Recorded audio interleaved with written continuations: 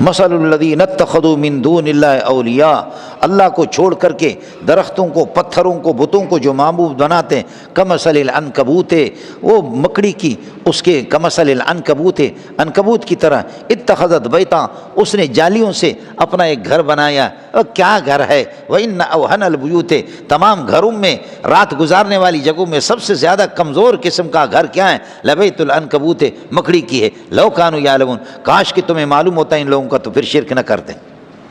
لیکن آپ کو سمجھ میں نہیں آئے گا کہ اس مثال میں اللہ نے مشرکین پر اور بدعتیوں پر وہ میزائل لگایا کہ خدا کی قسم سب سے زیادہ ذلیل کر کے چھوڑ دیا۔ پہلے یہ بات بتاؤ، آپ نے مکڑی دیکھی ہے؟ میری بدبختی یہ ہے کہ میں اکثر جبریل، میکائیل، اسرافیل کی اولاد کو پڑھاتا ہوں، ان کو دنیا کی چیزیں بھی معلوم نہیں ہوتی۔ آپ لوگوں میں سے کسی نے مکڑی دیکھی ہے؟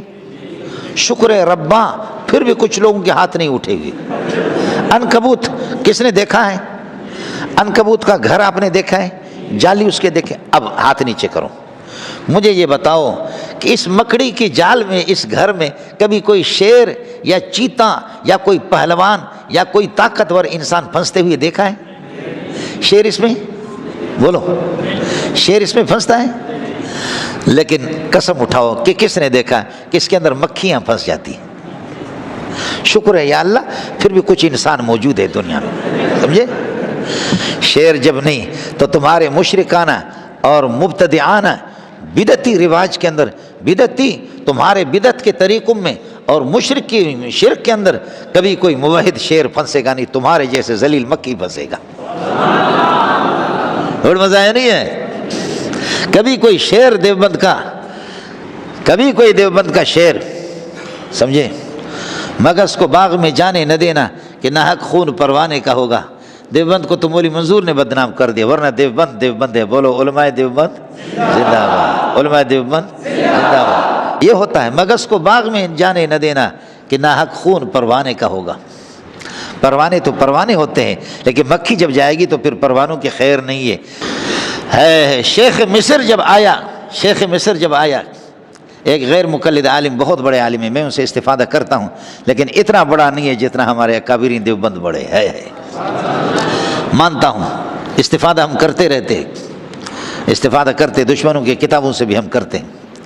اس کے درس میں مصر والا بیٹھا اور اس نے سوال کیا، پھر سوال کیا، پھر سوال کیا، غیر مقلد ڈھیر ہو گیا۔ اس کو کسی نے کہا کہ ایک چھوٹے سے قد کا آدمی ہے، وہ ابو ایوب انصاری کی اولاد میں سے، جس کو مفتی کفایت اللہ کہا جاتا ہے، اس کے پاس جاؤ۔ مفتی کفایت اللہ کے پاس گئے، 2-3 دن مہمان بن کر کے سوالات مفتی کفایت اللہ جواب دیتے رہے، لیکن آخر مفتی صاحب نے فرمایا میں آپ کو ایک اور راستہ بتا دیتا ہوں، انشاءاللہ دل آپ کا خوش ہو جائے گا، آنکھیں آپ کی ٹھنڈی ہو جائیں گی۔ کہنے لگے دا سوکھ دے؟ کہنے لگے دیوبند میں ایک ہے، اس کا نام ہے انور شاہ ہے۔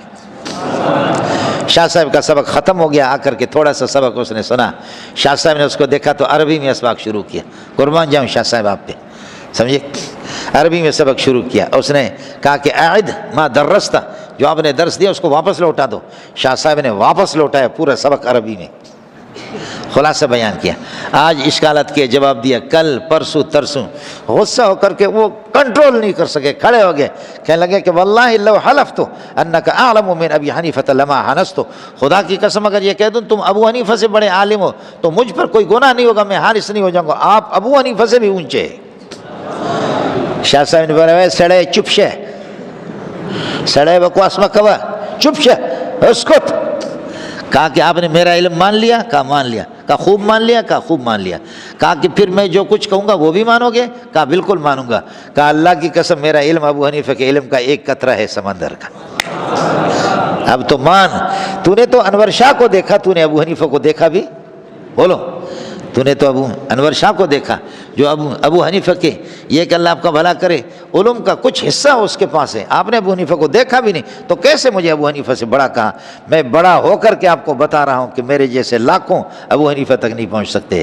بولو ابو حنیفہ زندہ باد، بولو ابو حنیفہ زندہ آباد، بولو ابو حنیفہ زندہ آباد۔ سمجھتا؟ گل بھی گئے گلشن بھی گئے، گل بھی گئے گلشن بھی گئے، پھولوں کے پتے رہ گئے، اچھے سارے مر گئے، الو کے پٹے رہ گئے۔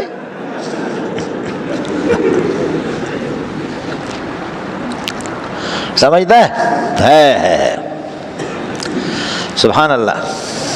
اس لیے ہمارے حضرت جی نے بڑی اچھی بات کی، ان کے لیے دعا بھی کرو۔ مولانا منظور نعمانی دامت برکاتہم العالیہ اس دفعہ میرے خیال میں تفسیر پڑھانے کے لیے بھی نہیں آیا، کراچی میں آ کر کے وہ درس دیتے، بڑا قیمتی انسان ہے، ان کے لیے خصوصی دعا کر دو۔ ظاہر پیر والے ایک بڑا منظور تھا، ہے کیا کہنا اس منظور کا۔ حضرت اقدس مفتی رشید احمد رحمۃ اللہ فرماتے ہیں ہندوستان پاکستان میں ایسا کوئی مدرس ہے ہی نہیں، سمجھتا ہے؟ طاہر والی، یہ تو ظاہر پیر میں منظور ابھی جو بیمار ہے یہ اس کے شاگرد ہے، اور حضرت اقدس مولانا منظور الحق صاحب کبیر والے بڑے لوگ تھے، اور لکھنؤ والے محمد منظور نعمانی ہے، سمجھتا ہے؟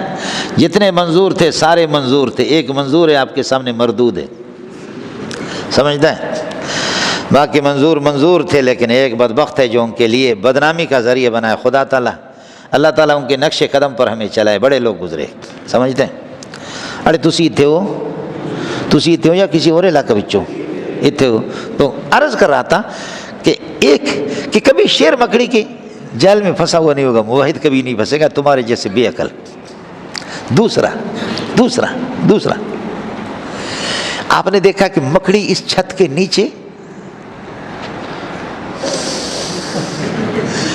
نیچے گھر بناتا ہے، اس کے نیچے۔ اللہ، اس بے غیرت، اس احمق کے پاس کیا عقل ہے؟ کچھ بھی نہیں ہے۔ اس چھت کے ہوتے ہوئے تو اپنے لیے چھت بنا رہا ہے، اس چھت کے ہوتے ہوئے۔ ہمیں خدا کی توحید کے چھت کے ہوتے ہوئے تمہارے بتوں کی چھت کی ضرورت نہیں ہے۔ خدا کی توحید کے چھت کے ہوتے ہوئے تمہارے بتوں کی چھت کی ضرورت نہیں ہے۔ آپ کو مزہ ہے نہیں ہے؟ سمجھے؟ ہم مکڑی نہیں ہے جی۔ قرآن کی میزائل دیکھو کیسے میزائل لگاتا ہے۔ تیسرا سن لو، کیا مکڑی کا گھر سریا سے بنا ہوا ہوتا ہے؟ کس طرح بنتا ہے؟ وہ اس کے منہ میں ایک تار سا ہوتا ہے، سمجھے؟ وہ اوپر سے اپنے آپ کو چھوڑے گا، نیچے آئے گا، پھر واپس اس تار کو پکڑ کر کے ایک تار اور، پھر واپس آ گئے ایک تار اور۔ یہ کئی تار ہوتے ہیں جو اس کے منہ سے نکلتے ہیں، سمجھتے ہیں؟ یہ منہ کے باہر کے یہ تار ہوتے ہیں۔ مشرک کے پاس حقیقی کوئی دلیل نہیں ہوتی، یہ باہر کے تار ہوتے ہیں۔ مشرک کے پاس کبھی بھی دلیل نہیں ہوتی، یہ اس قسم کے باہر کے، اللہ آپ کا بھلا کرے، کیا ہے؟ اس قسم کی مکڑیاں ہوتی ہے۔ ہم اس قسم کے اس سے جاتے بھی نہیں ہیں، آپ کے شکار میں نہیں آئیں گے۔ اے کاش کہ آپ کو سمجھ میں آ جاتا۔